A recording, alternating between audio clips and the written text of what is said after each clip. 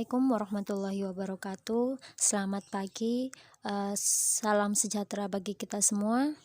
Semoga kalian pada pagi hari ini dalam keadaan sehat walafiat. Bersama Bu Indah, kali ini kita akan belajar materi yang kedua, yakni adalah tentang perkembangan iptek dan dampaknya bagi kehidupan manusia.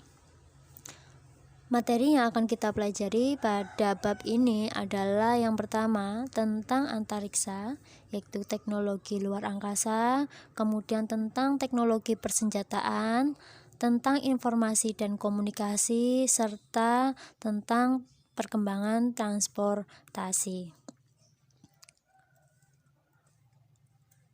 Untuk materi yang pertama, tentang perkembangan teknologi luar angkasa. Yang pertama adalah tentang perkembangan teknologi luar angkasa. Pada awalnya perlombaan antariksa pada masa Perang Dingin ini terjadi antara negara Amerika Serikat dan Uni Soviet atau yang sekarang disebut Rusia, yang masing-masing ingin menjadi negara pertama di dunia. Pada masa Perang Dingin, Amerika Serikat dan Uni Soviet saling bersaing untuk mengembangkan teknologi antariksa.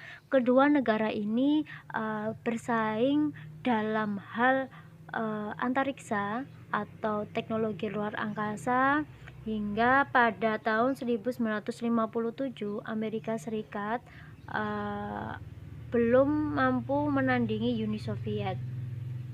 Uni Soviet pada tahun 1957 sudah berhasil meluncurkan satelit, sedangkan pada tahun 1958 Amerika Serikat baru memunculkan satelit. Selain itu, kedua negara tersebut berhasil mengirimkan manusia ke luar angkasa. Betapa hebatnya teknologi pada waktu itu hingga bisa mengirimkan manusia ke luar angkasa. Uni Soviet merupakan negara yang pertama mengirimkan manusia ke luar angkasa pada tahun 1961, sementara untuk Amerika Serikat menjadi negara pertama yang berhasil mengirimkan manusia ke bulan pada tahun 1969. Yang pertama adalah teknologi luar angkasa pada masa Perang Dingin. Pada masa Perang Dingin, perkembangan teknologi luar angkasa dianggap menjadi perlombaan bagi Amerika Serikat dan Uni Soviet. Pada tahun 1950, Wernher von Braun, seorang ahli luar angkasa asal Jerman, mendapatkan tugas dari pemerintah Amerika Serikat untuk bekerja dalam program luar angkasa guna untuk kepentingan sipil. Kemudian pada tanggal 4 Oktober 1957, Uni Soviet berhasil meluncurkan sebuah satelit yang tanpa awak bernama Sputnik 1 atau Sputnik 1. Peluncuran itu sangat mengejutkan Amerika Serikat tentunya, karena Sputnik 1 menjadi awal bagaimana teknologi luar angkasa bisa berkembang hingga saat ini. Setelah Sputnik 1, mereka kembali meluncurkan satelit bernama Sputnik 2 atau Sputnik 2 yang kala itu diawaki seekor anjing yang bernama Laika. Namun dalam misi yang kedua ini Soviet mengalami kegagalan karena Sputnik 1 meledak dan Laika tewas dalam proses peluncuran yang kedua. Kemudian melihat pencapaian yang dihasilkan oleh Uni Soviet dalam proses peluncuran satelit, yang pertama membuat Amerika pun geram dalam proses pencapaiannya. Pada tahun 1958, Senator Lyndon B. Johnson melapori terbentuknya Badan Luar Angkasa atau yang biasa dikenal dengan sebutan NASA. Dalam perkembangannya, NASA berhasil meluncurkan satelit Explorer 1 ke orbit bumi. Satelit ini merupakan alat pencatat sabuk radiasi yang menyelimuti bumi. Selanjutnya pada tahun 1960, Amerika Serikat berhasil meluncurkan TIROS-1 dan ECHO-1. Setelah adanya peluncuran tersebut, akhirnya terjadi balas dendam misi luar angkasa yang terus-menerus hingga puncaknya hingga mampu meluncurkan manusia ke luar angkasa. Terpilihlah Yuri Gagarin, manusia pertama yang keluar angkasa pada tanggal 12 April 1961,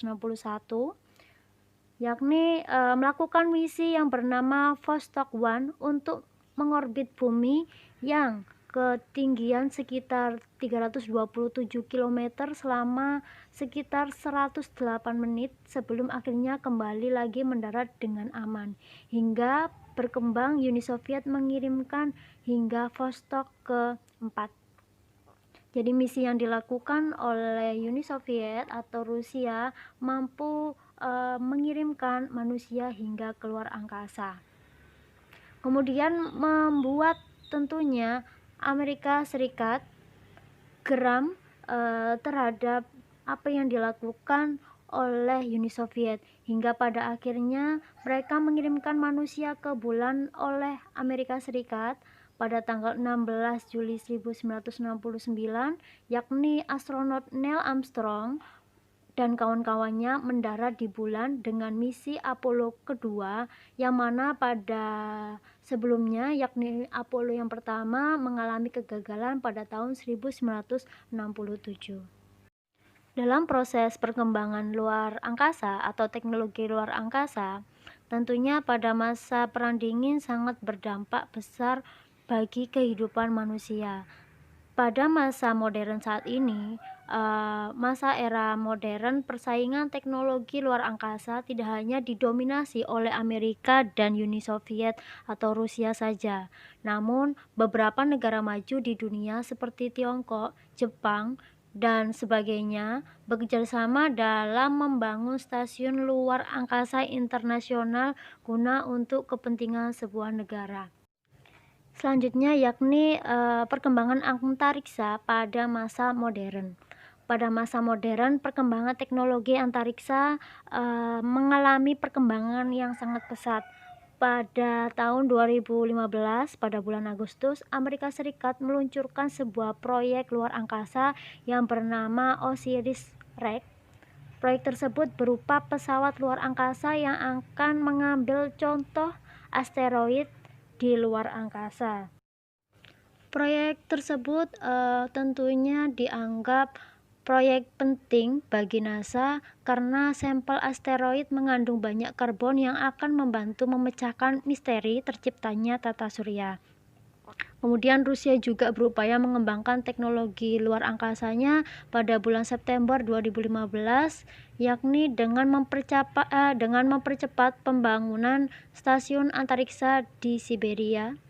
Pembangunan stasiun tersebut bertujuan untuk mengurangi ketergantungan Rusia terhadap stasiun antariksa yang dibangun pada masa Perang Dingin, yakni yang ada di Kazakhstan. Tidak hanya itu, pada tahun 2019 Tiongkok juga tidak ingin tertinggal dari negara lain. Salah satu pesawat luar angkasa milik Badan Antariksa atau milik Tiongkok, yakni CNSA, yang bernama Chang'e 4 atau Chang'e 4,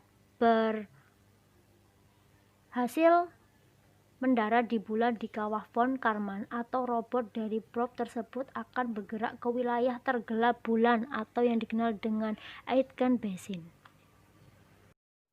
Tentunya ini merupakan pencapaian yang luar biasa yang dilakukan oleh Tiongkok karena merupakan menjadi negara yang turut dalam perkembangan antariksa hingga saat ini.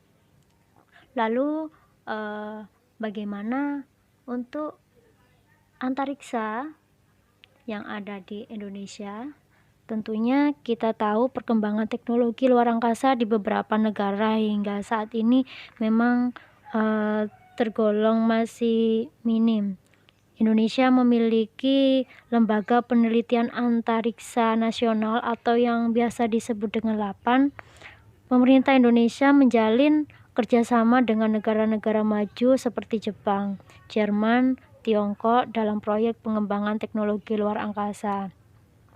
Namun LAPAN ini juga melakukan riset yang bertujuan untuk membangun stasiun luar angkasa milik Indonesia pada masa yang akan datang.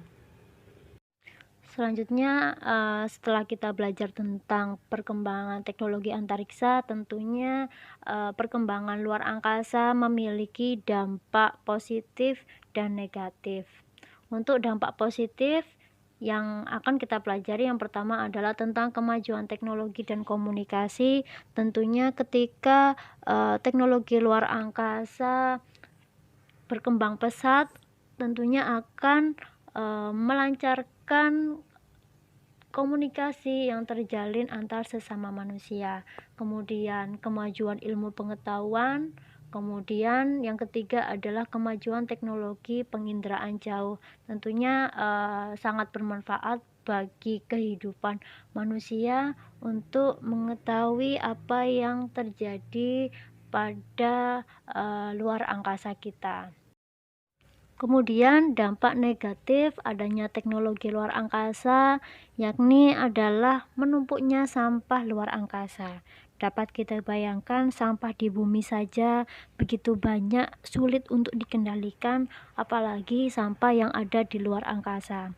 Sampah yang ada di luar angkasa tentunya dapat melayang-layang di luar angkasa, yang tentunya bisa berdampak buruk bagi kelangsungan satelit di bumi. Satelit yang ada di bumi begitu banyaknya, otomatis bisa jadi mengalami tabrakan antar satelit hingga dapat rusaknya satelit dan dapat mengganggu kelangsungan kinerja satelit komunikasi kita. Jadi nggak heran ketika mengalami gangguan sinyal, bisa kemungkinan satelit kita juga mengalami gangguan. Setelah mempelajari tadi, dapat dibayangkan betapa banyaknya sampah luar angkasa yang ada di bumi kita. Sebagai generasi penerus, silakan kalian berpikir bagaimana cara menanggulangi sampah luar angkasa yang ada di bumi kita.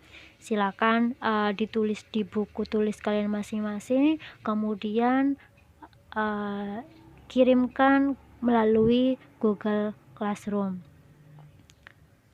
Jangan lupa materi hari ini dicatat di buku kalian masing-masing. Terima kasih telah mendengarkan penjelasan materi pada pagi hari ini. Semoga bermanfaat. Kurang lebihnya saya mohon maaf.